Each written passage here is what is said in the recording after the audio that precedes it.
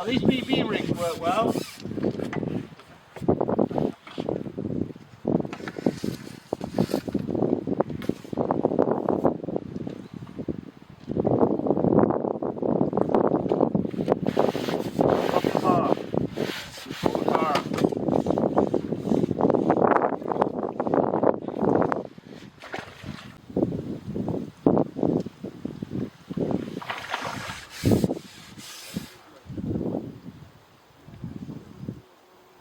Yeah, but we got another one. I ain't even got one. How can you have another one? You ain't even got one.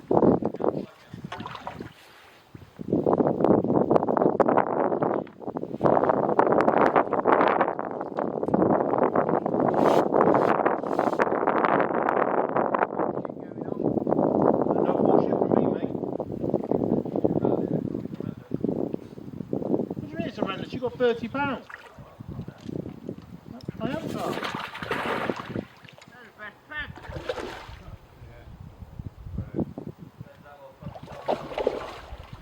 I'm going to lose this as well.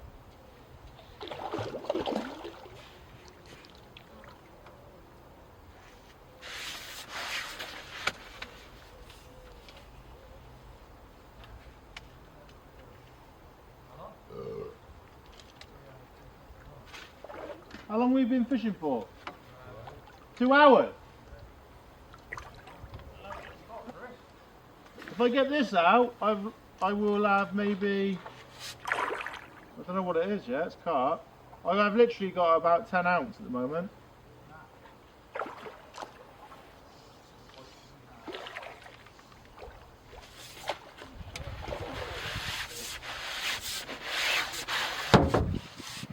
Contemporary carp. Might be £3.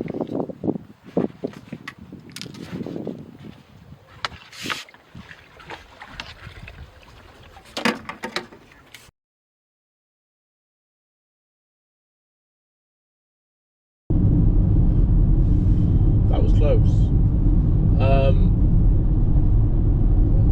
Wow, what can I say really? The first 2.5 hours I've got an honest £4. I've got 1 carp, 2 tiny carp and a couple of skimmers, and it's looking bleak and I just couldn't catch. Started off by tapping in some pellets and I just had a couple of fish doing that, but just not the target fish that you wanted. There was a very odd fish milling around. I just felt, you know, this could really go badly go my way. I was drew peg 21, which is slap bang right in the middle of the section. I got Alan Oram on peg 24, guesting for Derek Newson. So he's on an M peg, and he fishes it quite a bit, not loads, but he fishes it quite a bit, so he knows it. So that's going to put him in an advantageous situation. Glenn Picton on peg 23, fantastic angler. Pete Phillips on 22, myself, Justin on 20, Andy Burns on 19, and Cliff Dutton on 18, which was an M peg. And again, Cliff Dutton fishes it quite a lot as well, and we've been on an M peg as well. Felt that, you know, this could be at best maybe be third in my section. And at 2.5 hours in, with me literally truly stone last in my section and I ain't catching, a little bit worried. Now what I've done wrong, I think tapping in pellets wasn't necessarily a bad mistake.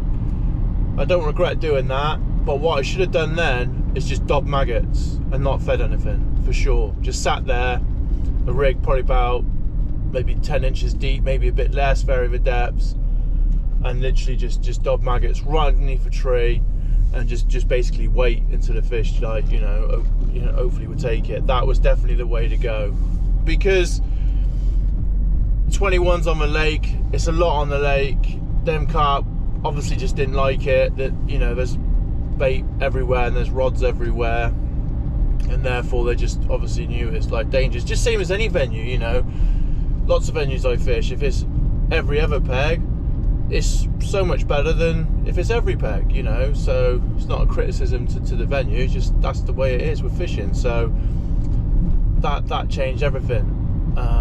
You know, me thinking I'll catch on pellets and ping a few pellets and lift and drop and stuff, and eliminate, you know, nuisance fish. That just didn't happen. You know, people fed maggots and couldn't even catch them little tiny skimmers and stuff. So it did fish pretty tough. And you know, 2.5 hours in, I didn't massively panic, but I was, you know, frustrated, thinking, gosh, this has not gone well at all. And this is a lake I just seem to just not get on with for whatever reason. Anyway, basically caught a few fish on paste at 5 meters, just sat there very patiently, fed very little and just waited. And a fish that I did catch, they were all like, probably the smallest carp stroke F1 I caught was like £2. I think I might have had 5 carp and 3 F1s short. And then last 10 minutes made the decision to go long, drop my rig in, hard pellet rig, and I've just foul hooked one. And then I thought, you know what, sod it, I've done this before there and caught, I just fished paste against the far bank. And then I've had 3 carp literally in the last 10 minutes, which is catapulted me right up in the section. That luckily has made me win the series because it was so tight. Alan Orme had £29, Glenn Picton had £49, so he won the section quite comfortably. And he's caught well dobbing maggots after about sort of half an hour. So he's started short, hasn't really caught, and then he's like loose fed maggots down the middle, and then he's like dobbed on the far bank, which was a good decision to make without a doubt. Pete Phillips had £36, and then I've had 38. Justin had a low 30. I can't remember exactly what he had. Andy Burns, I think, had like £32. And Cliff Dutton, I believe, had a low 30. So it was very, very, very tight. And for once, things went a little bit my way. So happy days.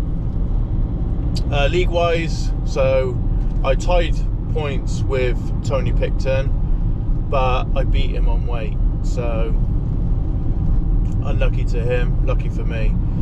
And then third was Crumpy, so Jason Crump, so fair play to him. And then fourth was Ian Barker, and then fifth was Glenn Picton, so he done well to pull it back because he had a couple of tough rounds. You need to be lucky. It's a good series, but I don't care what anyone says, you do need to be a little bit lucky, you know, same as any sort of fishing, you want to be the right ends and stuff. So, you know, 6 very different venues. So yeah, next year he's gonna have 2 on Hillview, 2 at Harescombe, 1 at, yeah, I'm not sure exactly what he's gonna do. Super Sixes. I think he's planning to have 1 at Windmill, potentially 2 at Hillview, 2 at Ivy House. That leaves 1. I can't remember what he said now. Oh, 2 at Harescombe. Might be 2 at Harescombe, 2 at Hillview, and 2 at Ivy House. Might do that. Anyway, whatever he does, he do well. So, fair play, Steve and Ellen, for running the league. I do appreciate it, and I think a lot of us really do appreciate it. And cheers for Andy Price and Wendy for doing the cooking. So we had chili and rice, so which was really nice. So happy days. So yeah, on to the next one. I'll catch you soon. Hope you enjoyed the video and videos. There's lots of videos on there. They're all free. Have a gander. They're not all brilliant, but hopefully, you know, there's a few hours worth that you can enjoy. Anyway, I'll catch you soon.